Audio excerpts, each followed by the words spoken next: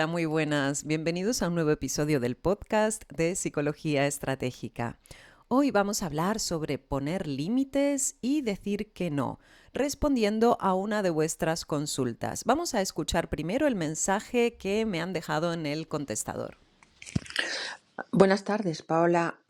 Mi pregunta es la siguiente. Mira, me dedico al campo de la salud, ayudar a las personas y me considero una persona empática, pero mi problema es que me cuesta poner barreras en mi vida personal, me cuesta decir que no, porque no me hace sentir bien.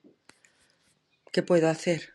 Vale, muchísimas gracias por tu consulta y decir que bueno, que es algo bastante habitual que en ocasiones nos cueste poner límites, nos cueste decir que no y también que nos cueste un poquito más en el área personal porque es, bueno, pues donde tenemos más vínculos emocionales, ¿no? Nos suele costar más con personas a las que queremos, a las que tenemos cariño, familiares, amigos, etcétera, ¿no? Aquí hay un aspecto interesante y es que esta chica comenta que ella trabaja en el sector de la salud ayudando a los demás y que se considera una persona muy empática. ¿Y por qué señalo esto? Porque muchas veces cuando nos cuesta decir que no, cuando nos cuesta poner límites, tiene que ver con que la ayuda y la empatía son rasgos importantes para nosotros. Digamos, la ayuda es un valor importante para nosotros. El ayudar a los demás es algo que valoramos mucho en nuestra vida, incluso que lo vivimos como una identidad, ¿no? Como parte de nuestra identidad.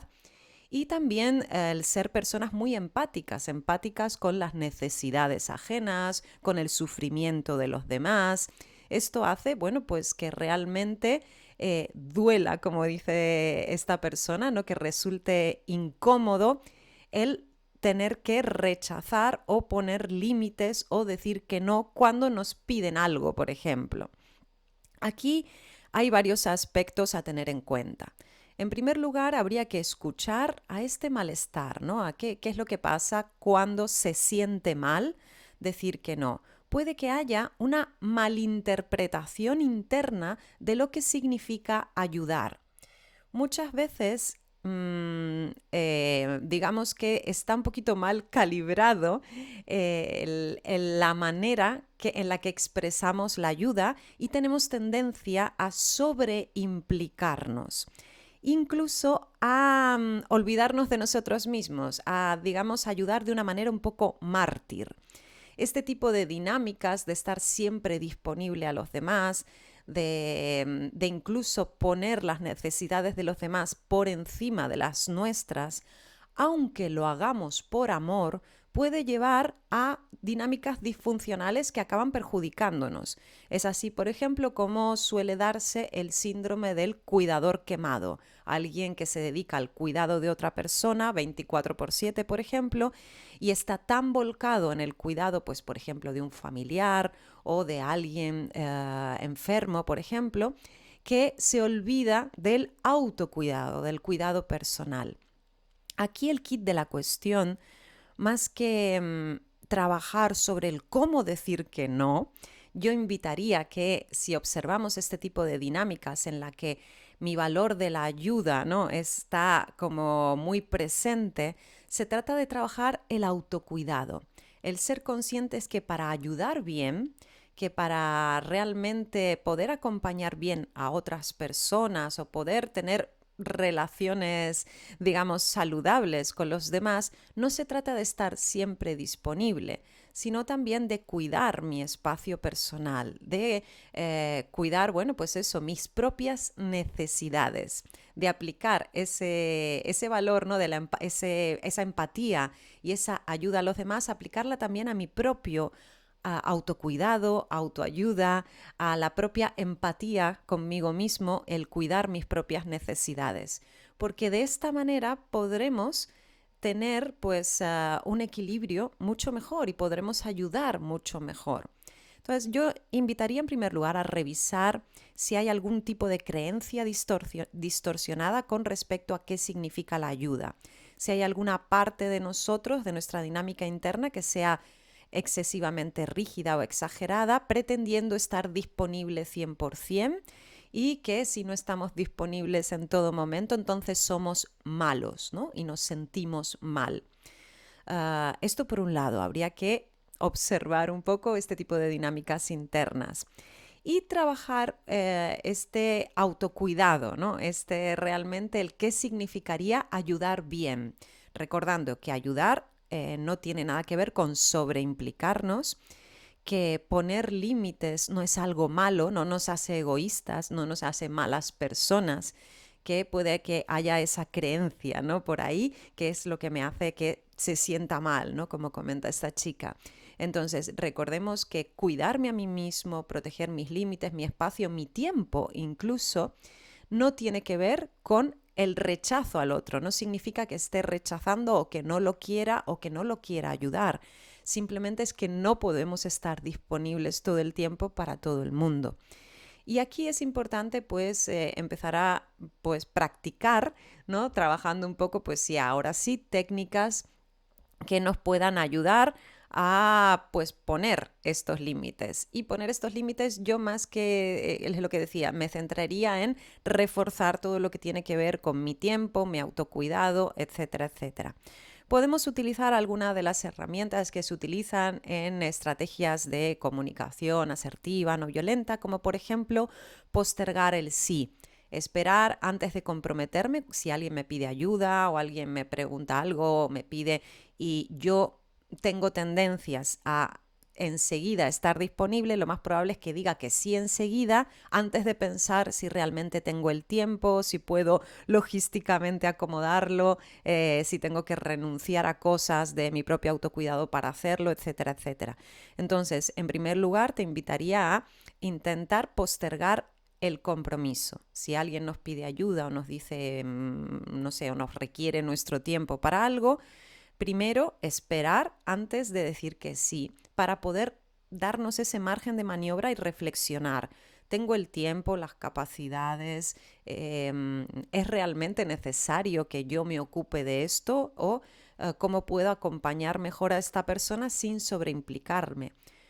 Muchas veces también, cuando tenemos este valor de la ayuda muy presente, podemos tener cierta tendencia a sobreresponsabilizarnos y en lugar de ayudar, hacernos cargo de la situación.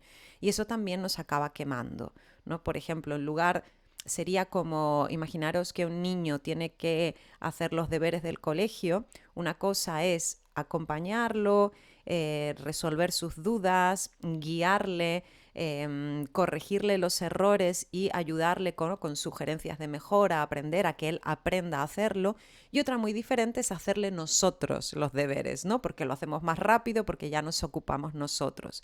De esta manera le estamos quitando la responsabilidad al niño y le estamos incluso volviendo dependientes de nosotros. Y no le estamos ayudando a que aprenda a pues, resolver las situaciones por sí mismo. Y esto es algo, o sea, os he puesto un poco este ejemplo de los deberes, pero es algo que a veces sucede en nuestras relaciones personales. También te invitaría a la persona que me ha hecho esta consulta a que analizaras las situaciones en las que estás disponible para los demás, en estas circunstancias personales, en tu vida personal, como comentabas, y evaluaras si estás ayudando, dando algún consejo, sugiriendo recursos o alguna cosa así, o si te estás sobreimplicando, ¿no? Intentando resolverle la situación a los demás. Porque aquí también sería interesante calibrar bien una ayuda que sea efectiva sin quitarle la responsabilidad al otro y sin sobrecargarnos de responsabilidades que no son nuestras. Comento este tema porque es algo bastante habitual. No sé si a esta persona realmente le pasa o no, pero ya que estamos hablando un poco de este tipo de dinámicas, pues os invito a reflexionar sobre ello, sobre nuestra manera de ayudar y cómo ayudar sin sobreimplicarnos. Recuerdo que hace ya bastantes años escribí un artículo en mi blog que se llamaba De tan buena parezco tonta, en el que comentaba que yo misma tenía más tendencia en el pasado a este tipo de circunstancias, ¿no? Cuando alguien me pedía ayuda, en realidad yo me sobreimplicaba o incluso ofrecía mi ayuda o me ponía a ayudar a la otra persona sin que me lo pidiera, ¿no? Y cuento una anécdota personal en este artículo en el que una amiga mía se quedó sin trabajo y yo, entre comillas, la ayudé a buscar trabajo, en realidad sobreimplicándome y haciendo el trabajo por ella. Yo le hice el currículum, le hice la carta de presentación, la di de alta en un montón de portales de empleo, etcétera, etcétera, y dediqué mucho tiempo personal mío a este trabajo. ¿Y qué pasó? Bueno, mi amiga consiguió trabajo y yo me sentí un poco mal, me sentí como si no me lo hubiera agradecido suficiente o sentí una cierta incomodidad interna que me hizo analizar esta situación. Y ahí me di cuenta que yo en realidad no la había ayudado, había hecho el trabajo por ella. Aparte, en esta situación era más grave porque ella tampoco me había pedido mi ayuda, ¿no? Simplemente había buscado mi empatía y me lo había contado para que la acompañara emocionalmente, pero en ningún momento me pidió que la ayudase. Yo misma me encargué de la situación y quise como resolverla por ella, ¿no? Con lo cual ahí yo asumí un papel un poquito mártir, ¿no? En esta circunstancia, porque por ayudarla a ella descuidé mi tiempo personal. Lo hice en mi tiempo libre, dejé de ir pues a cosas, ¿no? que eran buenas para mí, como clase de pilates, ¿no? Quedar con mis amigos, etcétera, por estar mandando currículums para ella. Y en realidad, como os comentaba, no la estaba ayudando porque ella siguió sin saber hacer un currículum, sin saber hacer una carta de presentación. Es decir, yo hice el trabajo por ella y eso no es ayudar. Entonces, si os cuesta poner límites en situaciones personales, os invito a que evaluéis si realmente estáis ayudando bien. Ayudar bien en esta situación habría sido si quieres que te dé algún tipo de recomendación como psicóloga, que en su momento di en la carrera temas de recursos humanos. Si quieres que te dé algún tipo de recomendación sobre cómo hacer un currículum, cómo hacer una carta de presentación, o te puedo decir plantillas bonitas para que tú apliques, o qué portales de empleo pues te puedes dar de alta. Eso habría sido como ayudarle, ¿no? Como darle un poquito de recomendaciones o que ella hiciera el currículum y me lo pasara para leer y yo le dijera, pues creo que esto se podría enfocar mejor desde de esta otra manera. Pero eso es ayudar y ella se habría responsabilizado de la situación, ¿no? Entonces, invito primero a observar un poco si hay dinámicas de este tipo de sobreimplicarnos. Después, evaluar un poco esas creencias de cuidarme a mí mismo y cuidar mi espacio personal significa ser egoísta, ¿no? Porque si hay un malestar puede ser que haya una parte de ti que cree que si dice que no, si no está disponible, está siendo mala o está siendo egoísta. Y esto es una creencia irracional y es una creencia limitante, es una creencia que no es saludable, no es útil. Entonces habría que evaluar un poco si ese malestar viene por ahí, de considerar que estoy siendo mala por hacer esto y estoy yendo en dirección contraria a mis valores. Y aquí habría que reestructurar esta creencia, ¿no? Racionalizarla, observarla. Aquí hay un trabajo un poco de autoobservación que podrías hacer a este respecto. Y por otro lado, hacer grande lo bueno, como yo siempre digo, es decir, fomentar tu propio autocuidado. Ser consciente de tus límites, de tus propias necesidades y cuidarlas. Aplicar esa empatía que tenemos tan patente hacia los demás, aplicarla hacia nosotros mismos. Si yo fuera como alguien que tiene que cuidarme a mí misma, ¿cómo me cuidaría? ¿Qué cosas priorizaría, ¿no? Y esto me puede ayudar. Entonces, resumiendo, observar un poco estas dinámicas internas, si tengo tendencia a sobreimplicarme, a sobreresponsabilizarme y recalibrarlo para ayudar mejor, ¿no? Sin quitar responsabilidad ni hacerme cargo de cosas que no son mi responsabilidad. Eso por un lado, observar esto.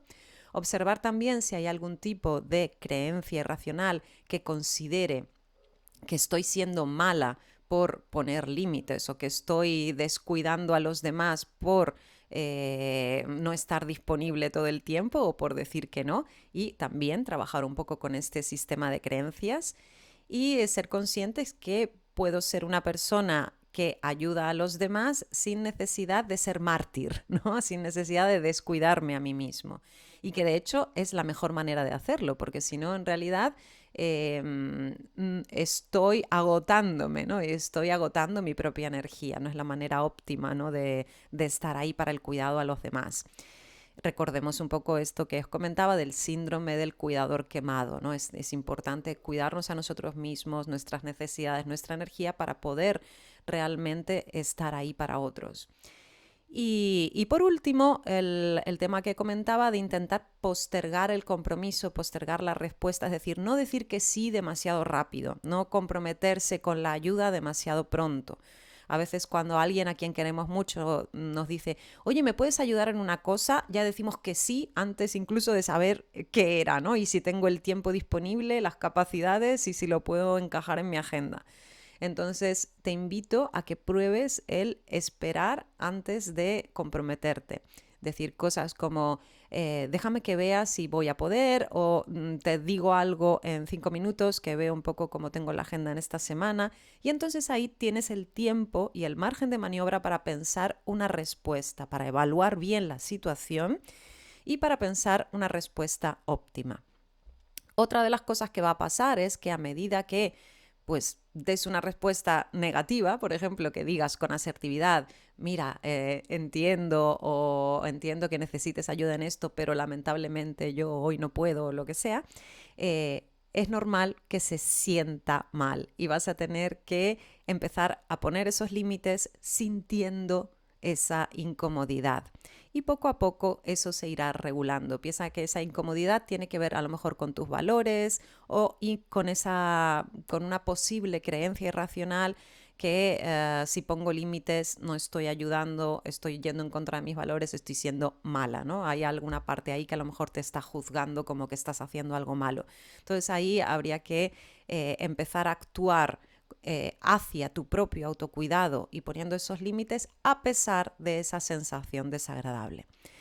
Estos consejos son muy generales, por supuesto, como siempre digo, hay que analizar cada situación particular, cada dinámica interna, cada persona tiene una historia, unas creencias, unas experiencias detrás que le condicionan y bueno, pues habría que evaluar, ¿no?, la situación un poquito con más detalle, pero aquí os doy como unas recomendaciones generales que espero que os puedan ayudar, hacer reflexionar o que os puedan servir un poco si estáis en situaciones similares. De momento nada más y nos escuchamos en el siguiente episodio. Un abrazo. Chao, chao.